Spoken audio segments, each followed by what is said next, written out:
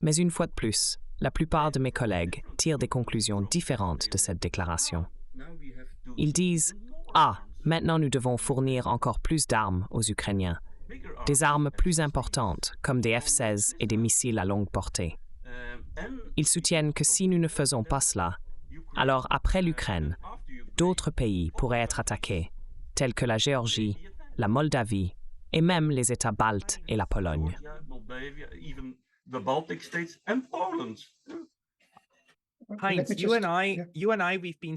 Hans, toi et moi disons depuis bien avant la guerre que l'Ukraine est un cas modèle pour la neutralité. L'Ukraine devrait être neutre, tout comme l'Autriche est devenue neutre en 1955. Évidemment, cela aurait été la solution.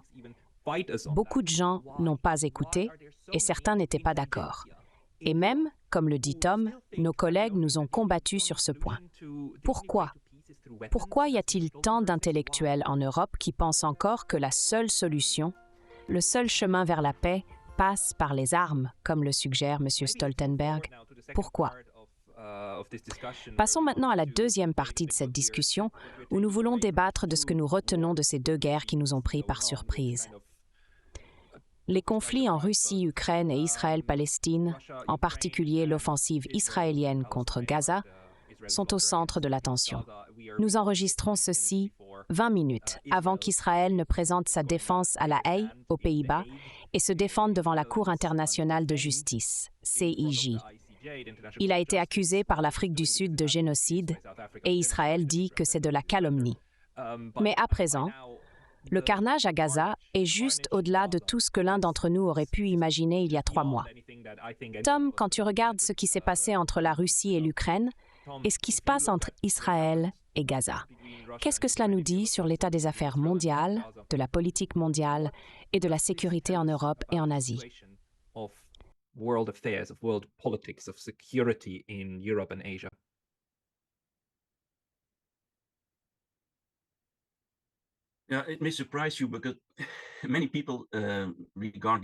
Cela peut vous surprendre, car beaucoup de gens regardent ces guerres et concluent que le monde va mal. Maintenant, je ne vais pas dire le contraire, mais je pense que nous devrions être prudents. À long terme, le monde ne s'en sort pas si mal, même en matière de sécurité. Il y a toujours des progrès. Le PIB mondial, en moyenne, augmente chaque année. L'analphabétisme diminue. Nous vivons plus longtemps, même en Afrique. Donc, il y a du progrès. Il n'y a pas non plus beaucoup de guerres interétatiques, à part celle entre l'Ukraine et la Russie. Peu d'États se battent les uns contre les autres. Et nous devrions également regarder la situation dans son ensemble. Cela dit, du point de vue européen, il y a actuellement 2 grandes guerres. L'une est au Moyen-Orient, mais ce n'est pas inhabituel d'avoir une guerre entre Israël et les Palestiniens. Il y a peut-être eu 4 guerres au cours des 20 dernières années entre Israël et Gaza.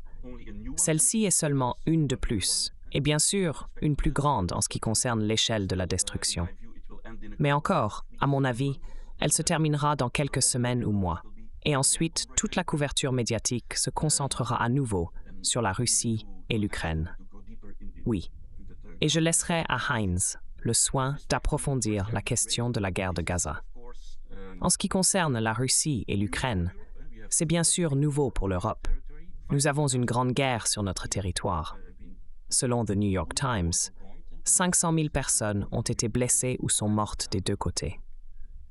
Je le répète, un État doté de l'arme nucléaire est impliqué contre un État non doté de l'arme nucléaire, l'Ukraine. Mais à mon avis, cette guerre aurait pu être évitée. Le consensus général est qu'il n'y a qu'une seule partie à blâmer, et c'est la Russie. Et nous nous concentrons comme un laser sur le président, sur Poutine. Mais à mon avis, l'Occident a également fait des erreurs dans le passé.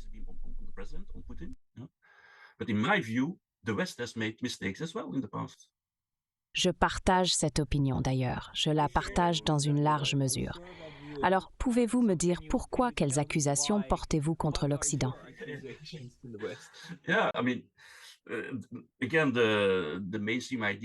Oui, je veux dire, l'idée principale est que Poutine a fait cela parce qu'il était frustré de voir l'URSS réduite après la fin de la guerre froide. Maintenant, il veut s'étendre à nouveau. Cela s'appelle l'expansionnisme ou l'impérialisme de Poutine. Certains le comparent à Hitler, ce avec quoi je ne suis pas d'accord. Il existe d'autres explications. Une explication est liée à la politique intérieure. Il avait peur que la démocratisation de l'Europe de l'Ouest vers l'Europe de l'Est, puis vers l'Ukraine, puisse se propager jusqu'à Moscou. Cela pourrait poser problème pour lui, donc il veut l'empêcher. Cependant, une explication encore meilleure, à mon avis, a à voir avec la sécurité et les perceptions d'insécurité. Plus spécifiquement, le fait que nous avons négligé la Russie après la guerre froide. Nous les avons même humiliés en maintenant l'OTAN en vie et en l'élargissant en plusieurs étapes vers l'Est, malgré la promesse de ne pas étendre l'OTAN.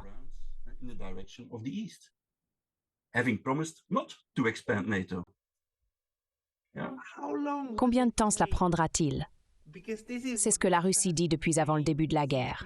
Il crie à tue-tête. Arrêtez, les gars. L'OTAN est un problème. Et nous n'écoutons pas. Je suis tellement en colère parce que nous sommes maintenant 2 ans dans cette guerre. Et nous n'écoutons toujours pas. Tom, combien de temps faudra-t-il pour que les Européens comprennent enfin que c'est une menace pour la Russie?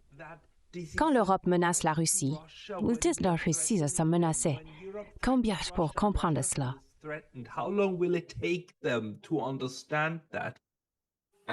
Je partage votre frustration. Je ne comprends pas pourquoi la plupart de mes collègues, experts et responsables dans nos pays, ne saisissent pas ce point. C'est un argument que John Mearsheimer avance depuis des années, même plus d'une décennie. La prof cite Mearsheimer en disant « ce mec a tout compris ».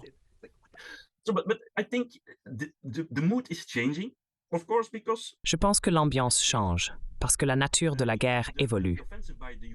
L'offensive ukrainienne a échoué, en particulier la dernière au printemps. Nous sommes dans une impasse qui rappelle la Première Guerre mondiale, depuis des mois maintenant. Les Ukrainiens ne parviennent pas à reprendre les régions annexées, mais les Russes semblent également incapables de gagner beaucoup plus de territoire. Cette impasse, à mon avis, ouvre la possibilité d'envisager une alternative au combat, qui est la négociation. Cependant, j'imagine déjà une solution. Nous pouvons en discuter, mais la plupart de mes collègues tirent des conclusions différentes de cette situation. Ils soutiennent que nous devons fournir aux Ukrainiens encore plus d'armes, y compris des armes plus lourdes, des F-16 et des missiles à longue portée.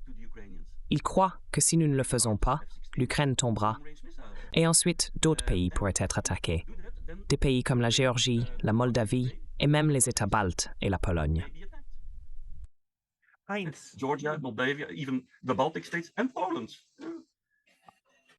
Heinz, toi et moi disons depuis bien avant la guerre que l'Ukraine est un cas modèle pour la neutralité. L'Ukraine devrait être neutre, tout comme l'Autriche est devenue neutre en 1955. Évidemment, cela aurait été la solution. Beaucoup de gens n'ont pas écouté et certains étaient en désaccord. Et même comme le dit Tom, nos collègues se sont battus contre nous sur ce point. Pourquoi? Pourquoi y a-t-il tant d'intellectuels en Europe qui pensent encore que la seule voie vers la paix passe par les armes, comme le dit M. Stoltenberg? Pourquoi?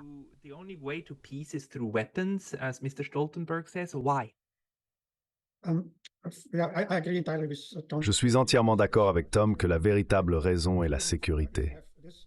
En conclusion, si nous acceptons cette interprétation, la neutralité aurait pu être une option pour éviter la guerre. Nous en avions discuté même avant 2014. Si l'Ukraine avait clairement indiqué qu'elle suivrait un concept de neutralité crédible et utile, alors la Russie aurait probablement considéré l'Ukraine comme un État tampon, à l'instar de la Finlande et de la Suède. Je pense toujours que cela aurait pu prévenir le conflit.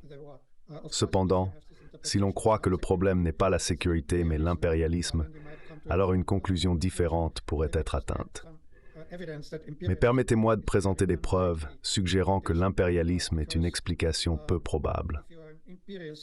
Pour qu'un État impérial s'engage dans une agression, il a besoin d'un plan à long terme. Lorsque nous examinons les dépenses militaires de la Russie, elles ont diminué après 2016 et sont restées à un niveau très bas. environ 6% des dépenses des pays de l'OTAN.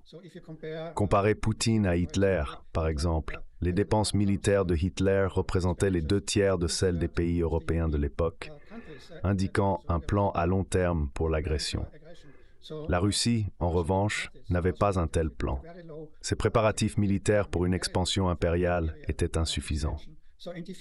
Lorsque la Russie a envahi l'Ukraine avec 180 000 soldats, ce nombre était assez petit pour un pays de la taille de l'Ukraine. Pour mettre cela en perspective, lorsque les États-Unis ont expulsé l'Irak du Koweït en 1991, ils ont déployé environ 500 000 soldats dans un pays qui est 40 fois plus petit que l'Ukraine. Cela suggère que l'action de la Russie était soit une erreur de calcul militaire significative, soit que la perception de soi de Poutine était erronée. Cependant, je ne crois pas qu'il soit si irrationnel pour commencer une guerre impériale avec si peu de préparation militaire. Par conséquent, je soutiendrai que l'impérialisme n'est pas une explication convaincante.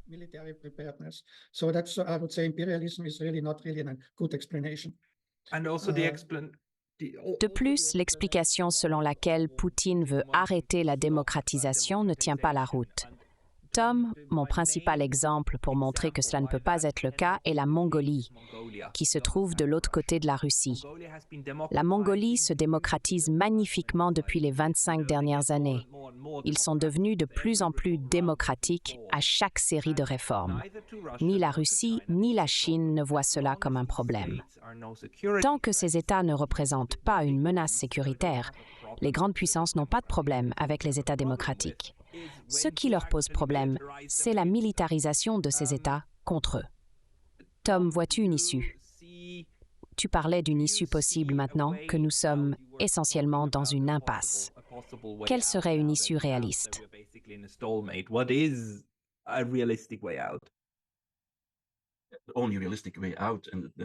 La seule façon réaliste de sortir d'un conflit ou d'une guerre est à travers le dialogue, avec des diplomates assis autour d'une table pour trouver une solution. C'est pourquoi nous avons des ministères des Affaires étrangères et des diplomates. Cependant, de nombreux experts affirment que Poutine ne veut pas parler. Contrairement à cette croyance, un article du New York Times, il y a quelques semaines, mentionnait que Poutine a exprimé son désir d'un cessez-le-feu et de négociations de paix depuis septembre. Malgré cela, il semble que personne en Europe ou aux États-Unis ne fait d'efforts pour amener les Russes et les Ukrainiens à la table des négociations. Nous n'essayons tout simplement pas, donc nous ne savons pas si cela fonctionnerait. Si nous essayons et qu'ils acceptent de négocier, la solution finale impliquera probablement un compromis. Ce ne sera pas une situation où l'Ukraine perd et la Russie gagne. Les deux dirigeants, Zelensky et Poutine, doivent être capables de présenter le résultat de manière favorable à leurs citoyens. Zelensky pourrait, par exemple, prétendre que l'Ukraine reste un État souverain, bien que légèrement plus petit, et poursuivre son chemin vers la démocratie. Et neutre. Oui, j'aimerais ajouter quelque chose. Cela pourrait devenir une démocratie, ce qui n'a jamais été le cas auparavant. Zelensky pourrait même rester Premier ministre s'il remporte les élections. Ensuite, nous, l'Occident, devons fournir des garanties de sécurité, mais elles doivent être juridiquement contraignantes et plus fortes que celles du mémorandum de Budapest de 1994. L'Ukraine peut s'armer, pas excessivement, mais elle peut s'armer. L'Ukraine deviendra partie de la sphère d'influence occidentale, ce qui déplaît à Poutine. Cependant, cela se produira. À long terme, l'Ukraine pourrait même rejoindre l'UPMB. Tous ces développements seraient des victoires pour Zelensky. Maintenant, il doit accepter la neutralité et renoncer à l'adhésion à l'OTAN. L'Ukraine ne peut pas devenir membre de l'OTAN et devrait devenir un État neutre, comme vous l'avez tous deux déjà mentionné. Et je suis d'accord. La Crimée restera russe. Le sort du Donbass et des parties orientales de l'Ukraine dépendra de l'issue des négociations. Mais je ne m'attends pas à ce que Poutine les abandonne facilement. Peut-être devons-nous trouver une solution temporaire et revenir sur cette question dans 15 ans. C'est une situation que les deux parties pourraient être en mesure d'accepter. Cependant, si Zelensky et l'Ukraine ne commencent pas les négociations, il y a un risque que la Russie capture plus de territoire. Then the risk exists that Russia will gain more territory. Yeah, but Oui, mais nous sommes probablement aussi conscients que le troisième acteur dans cette équation est Washington. Nous savons que la Russie veut négocier avec Washington parce que la guerre chaude se déroule entre Kiev et Moscou, tandis que la guerre froide se joue entre Moscou et Washington. Heinz, pensez-vous que les néoconservateurs aux États-Unis, ces personnes qui veulent maintenant aller vers des négociations de guerre, sont en train de reconsidérer leur position? Il y a eu une logique aux EU de continuer à saigner la Russie à blanc. En le faisant avec le sang des Ukrainiens, cela se passe depuis les 2 dernières années. Pensez-vous que cette logique est en train de changer maintenant?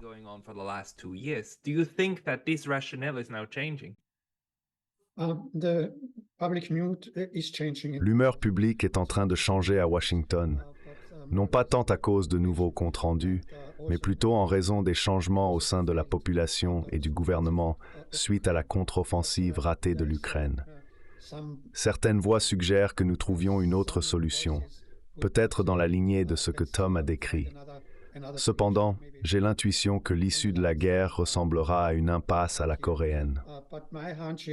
L'histoire et la guerre froide nous ont montré que là où se trouve l'armée aujourd'hui deviendra probablement la ligne de démarcation politique.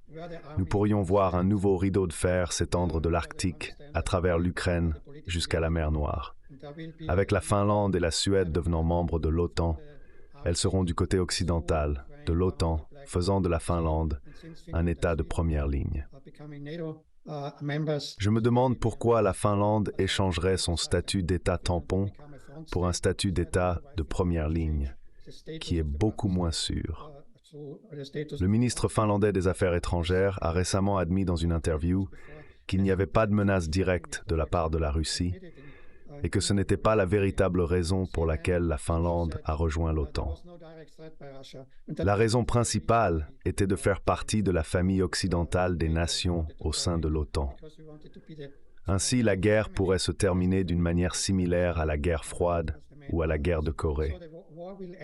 Ce n'est qu'après quelques années que nous pourrions voir une grande conférence de paix, comme les accords d'Helsinki de 1975 ou le Congrès de Vienne en 1815, qui pourrait apporter une solution meilleure et à long terme. Pour l'instant, le champ de bataille est décisif et comme Tom l'a mentionné, il pourrait même y avoir un avantage pour la Russie. C'est tout à fait une possibilité.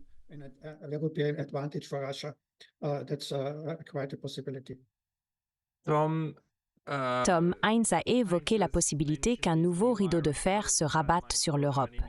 Cependant, même s'il le fait, il semble que ce serait un rideau de fer facilement contournable. Nous avons observé que la guerre en Ukraine n'a pas entraîné l'isolement de la Russie comme beaucoup l'avaient anticipé. Les Européens étaient sous l'impression erronée que cet isolement était efficace depuis 1 an et demi, jusqu'à ce qu'ils se rendent compte récemment que les 2 tiers du monde ne sont pas sur la même longueur d'onde qu'eux. Ces pays continuent de commercer, avec l'Inde par exemple, qui achète du pétrole russe à prix réduit, profite des avantages, puis le revend à l'Europe, qui continue de l'acheter. Donc, c'est plus comme un rideau de velours qu'un rideau de fer. Que penses-tu que ce conflit fait maintenant au reste du monde qui ne s'aligne avec aucun des 2 côtés? Assistons-nous à une résurgence du mouvement des non-alignés ou quelque chose de nouveau est-il en train d'émerger? Quel est ton avis?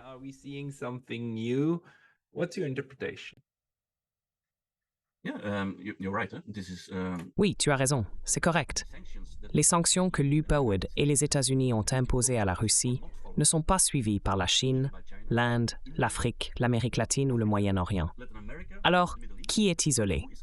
Je pense que nous sommes isolés, l'UPOD et les États-Unis, d'une certaine manière. Et ces pays du Sud global et les BRICS ont leurs propres raisons pour lesquelles ils ne nous soutiennent pas.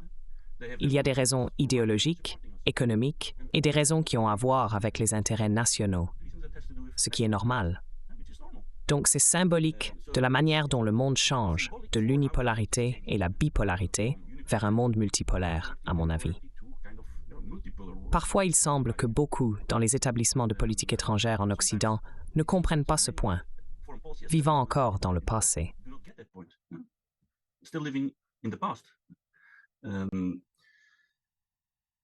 Il est ironique que nous continuions à qualifier la situation actuelle de nouvelle guerre froide, qui était un conflit bipolaire. Cependant, il est évident que ce à quoi nous faisons face maintenant n'est pas bipolaire. Heinz, Tom ou toute autre personne qui souhaite contribuer, je vous en prie, faites-le. Mais considérons l'impact de la nouvelle dynamique sur l'Europe. Les Européens vont souffrir s'ils persistent avec leur approche actuelle. Ce ne sont pas l'économie russe ou américaine qui rétrécissent. Les deux connaissent un boom en raison de leurs économies de guerre. En revanche, l'économie européenne est vraiment dans un état désastreux.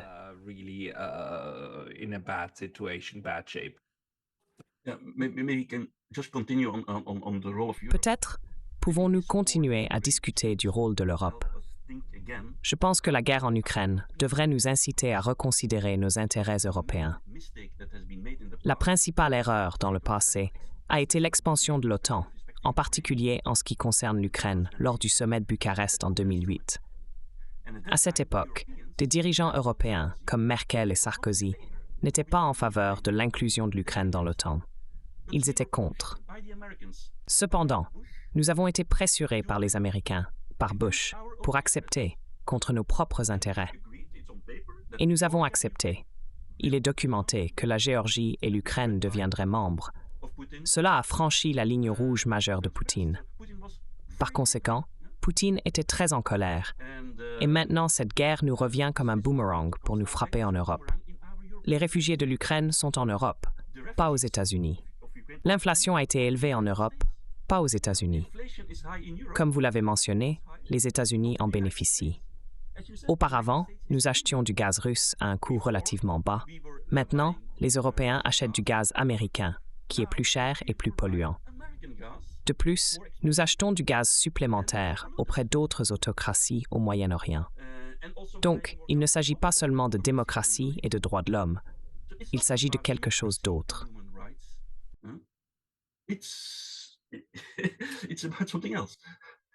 Il s'agit d'autre chose. Je veux dire, les Européens sont prêts à laisser l'un de leurs projets d'infrastructure les plus importants, le gazoduc Nord Stream, être détruit. Dans le meilleur des cas, il a été saboté par les Ukrainiens, que vous soutenez. Dans le pire des cas, c'était en fait un membre de l'OTAN qui l'a fait. N'est-ce pas, Heinz? Les Européens se sont-ils réveillés?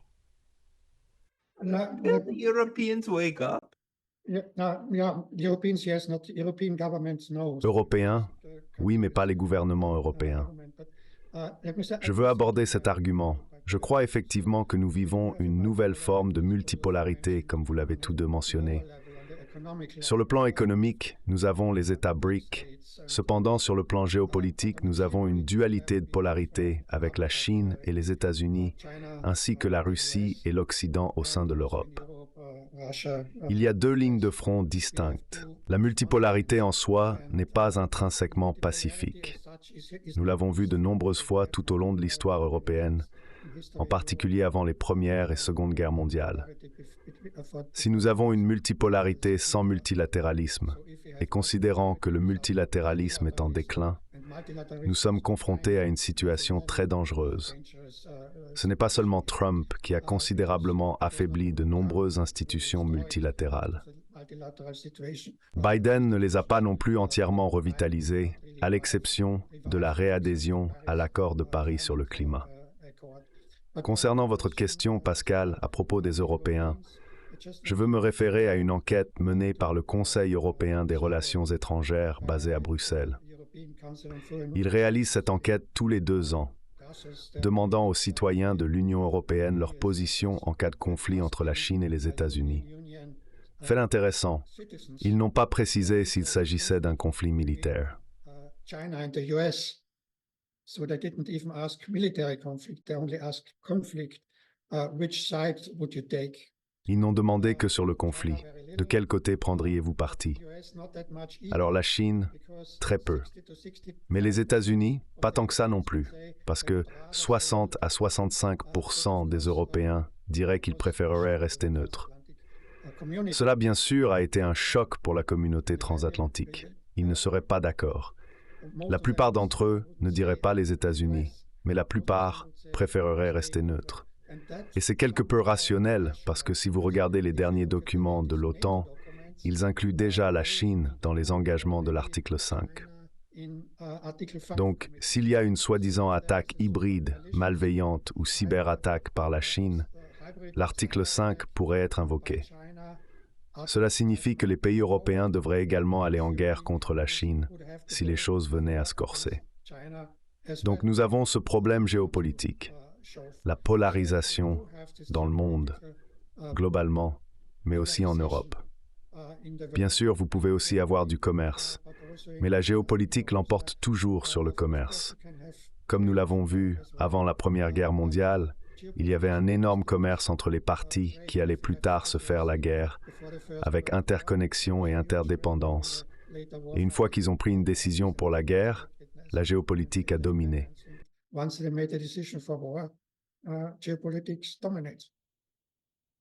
Tom, le dernier mot vous revient. Vous avez gardé un ton assez optimiste concernant la situation générale. Que pensez-vous que cette année apportera, surtout avec toutes les élections à venir? Croyez-vous que cela conduira à une désescalade du conflit entre la Russie et l'Ukraine?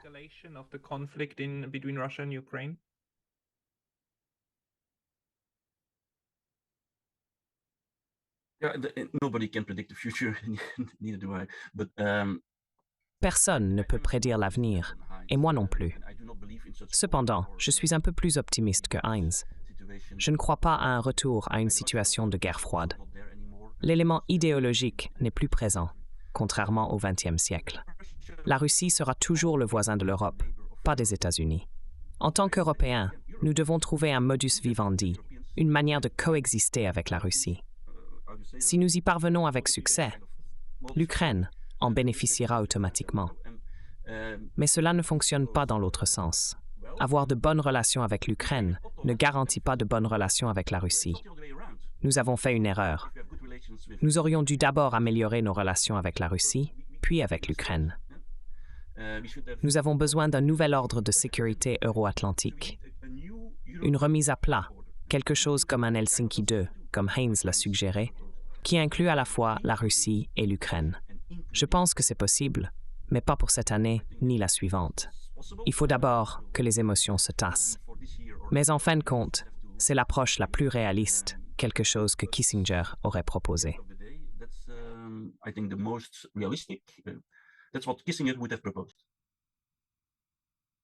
Chaque grande guerre sur le continent eurasien, que nous partageons tous, bordée par deux grandes étendues d'eau, se termine sous une forme de conférence. La question est de savoir si cela se produit après quelques milliers de morts ou après quelques millions. J'espère que cela se produira plus tôt que tard, mais je tiens à vous remercier tous les deux pour la discussion d'aujourd'hui. Merci Pascal, merci Tom. Merci Pascal.